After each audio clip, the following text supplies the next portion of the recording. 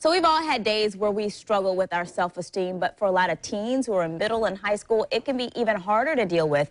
In fact, 70% of teen girls avoid normal daily activities like going to school when they don't feel good about how they look. And more than 40% of middle school boys exercise regularly to increase their muscle mass. So joining us now with some ideas on how we can help teens deal with self-esteem issues is author Katie Humphrey. Thank you so much for being here, Katie. Yeah, thank you, Kamasi. This is a big issue. Huge, huge. And especially these days, I don't know how you were as a teen, but I certainly struggled with low self-esteem. I made some choices I wish I hadn't made. But these days with social media, a lot of peer pressure, it's affecting teens in a really powerful way. And so how would parents be able to recognize it?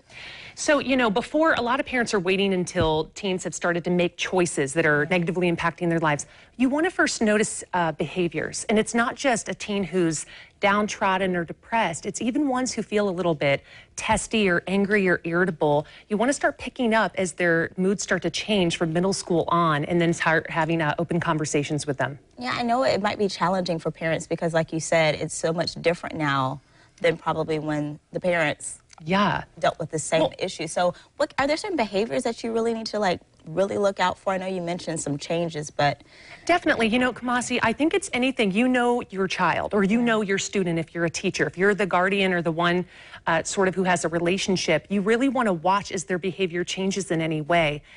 Every single day, we're being inundated with messages, even as adults, that we're not good enough, we need to feel inadequate. So with teens, as they start noticing the behaviors change, and maybe they start making different choices, or they start performing not as well in school, they start hanging out with people who aren't making good choices, or you know, making decisions that really don't serve them, that's when parents or guardians or teachers really want to intervene. Yeah, so how do you intervene? How do you help them realize you know, how fabulous they are? Well, that's interesting because a lot of teens don't really know, you know, how to articulate their feelings. They don't know how to give a voice to it.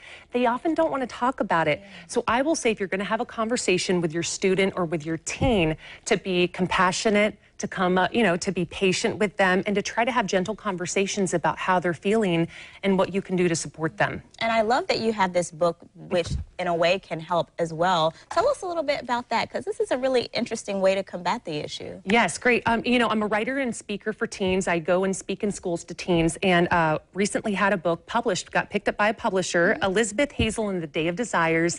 It's a fiction book, a quick and easy read. It's part one in a trilogy, and it talks about a character who is unhappy with her life and essentially goes through an amazing series of events, goes on this great, interesting adventure, and learns that she is worthy and valuable and has a unique purpose as she is now. And that's really the message that I want to convey to teens. Even with their imperfections, they have worth and value. They have a purpose for their life. I love it, because sometimes you can't really see the things that are going on in your life until you read them or experience them through someone else or through a book or something like this. So exactly. I love that. Thank you so much for sharing. Thank you so much for writing the book.